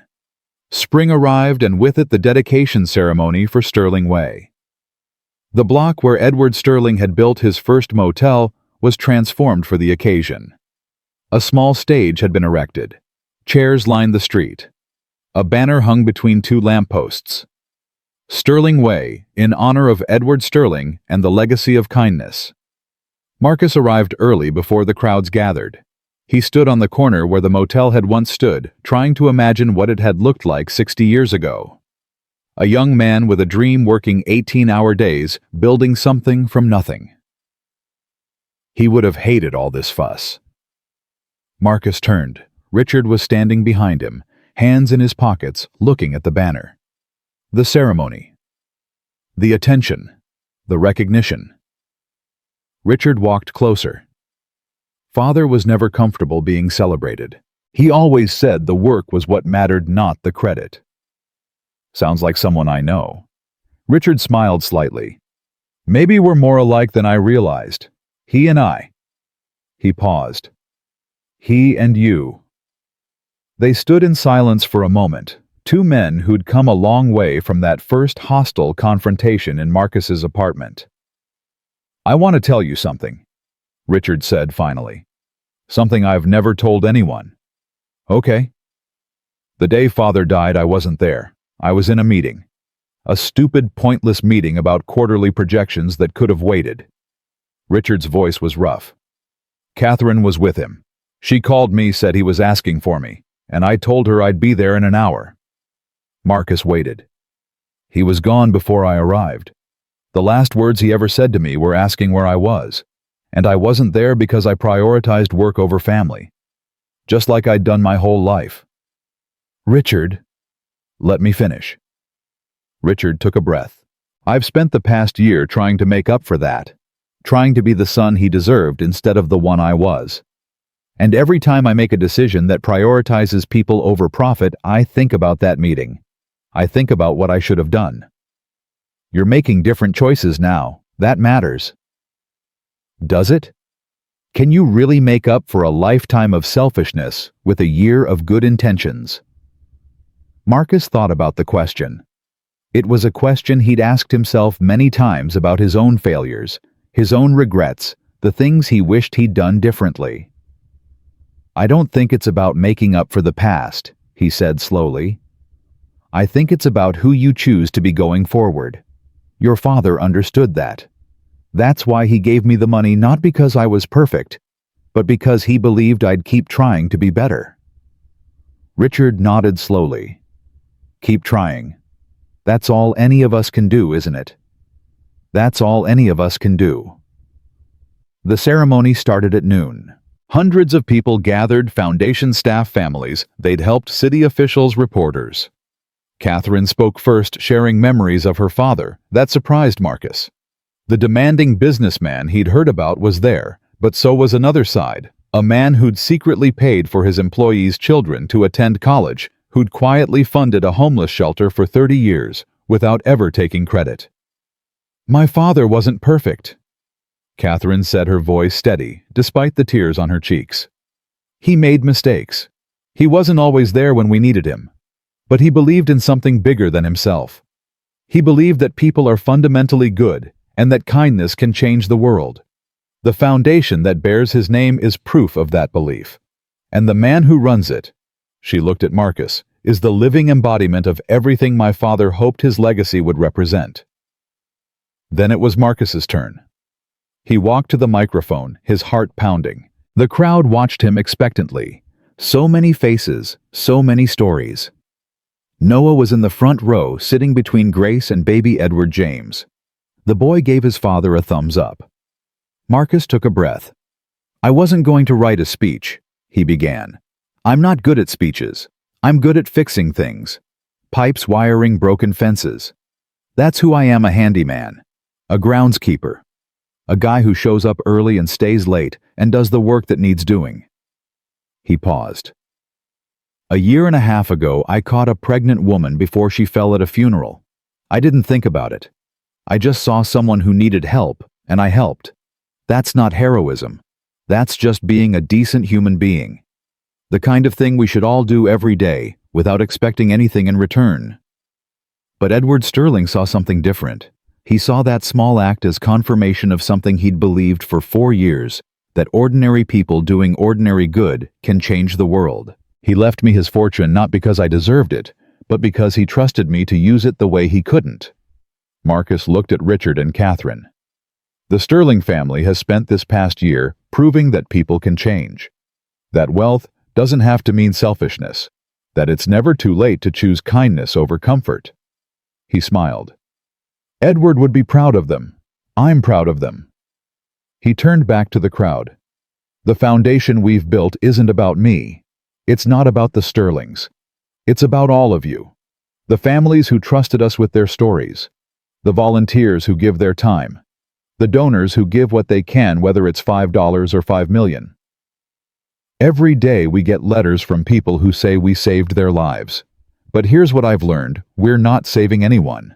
We're just giving people a chance to save themselves, a chance to catch their breath, a chance to believe that someone sees them, that someone cares, that they're not alone." That's what Edward Sterling wanted. Not a monument or a street name. He wanted a world where people help each other, where kindness is normal, not exceptional, where no one has to choose between food and medicine, between rent and childcare, between their dignity and their survival. Marcus felt his throat tighten. "My wife Emily used to say that the measure of a person isn't what they have, but what they give." She died 3 years before I ever heard Edward Sterling's name. But everything I've done since then, every choice I've made, every person I've tried to help, has been because of her. Because she taught me that kindness isn't weakness. It's the only strength that matters. He looked at Noah. "My son asked me once why I helped people when we were still poor.